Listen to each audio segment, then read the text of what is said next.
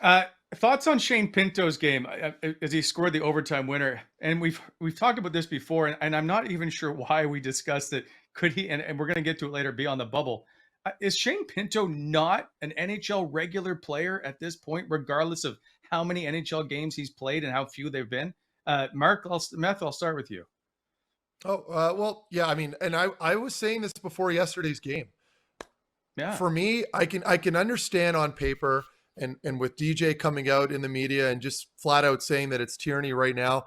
I mean, you can't expect him to just hand a young player that position and verbally commit to it. Pinto's going to have to go out there and prove himself.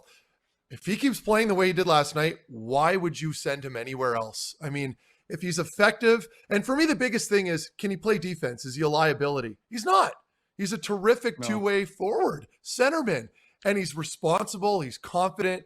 And again, we had a really small sample size last year. It's tough because you don't want to commit to a kid right away without maybe a little bit more of a viewing idea. But I think at this point right now, if he can continue on this pace and not necessarily scoring goals, but just playing with the confidence that he has been, being responsible in his own end, being good on draws, he's going to put a good case for him to stay in this lineup. And it wouldn't surprise me one bit at this point. Yeah, and I think it's interesting, right? You said he was good, he has to be good on the draws. And in the 12-game sample size last year, I think he won like 40-something% of his draws. That's not good enough. And last night he won north of 60%, and that's what you want to see, 13 to 21. What I think is interesting, though, look at the way that they handled Josh Norris, Alex Formenton, Drake Batherson. What approach was it? It was patient. It was slow. It was, let's let them marinate in Belleville for probably a little bit longer than they need to. But look, they're all legitimate NHL players now. Here's my question on Pinto, and I love the game. He is, like Brent said, he's NHL ready. Is he NHL ready to play Patrice Bergeron, Austin Matthews, Sacha Barkov, go down the list of guys? That's just his own division. I don't want to put this kid, we went through it with Curtis Lazar years ago.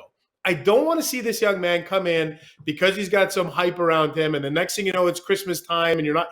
Make sure when he comes up, he's not on a yo-yo and he's not going back. So, but the way he played last night, if he plays like that all season, absolutely, he's ready to go. But that's just one game in the preseason. That's all. Right. They said the same thing about Josh Norris, though, that he couldn't. How is he going to handle Austin Matthews and Connor McDavid and Mark Scheifele and all these guys in the Canadian division? He did okay last year. Are they a playoff team this year? No. So I think they need to put Shane Pinto in at second, at the second line center, and let him just play there and see if he can flourish. He did nothing last year in the small sample size to show that he shouldn't be in the NHL. Go ahead, Matt.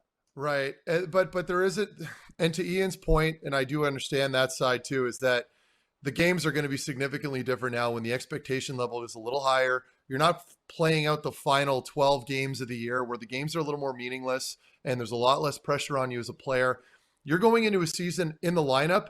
It's a different animal. It just is. So I can understand being a little apprehensive and not be willing to throw him into the fire. But again, I think what it comes down to, and this is probably what the organization is going to do, we're going to see him play at least 4 exhibition games, I'm assuming. And they're going to have to throw him in there and see what he can do. And if he can bring it every night, you're going to, he's in control at that point. And why would you turn away a player that productive? I mean, to me, it would just be crazy. So again, you got to be careful. I do agree with Ian, but if he can demonstrate that he can handle it in preseason, I don't think you have a choice as an organization but to keep him in that lineup.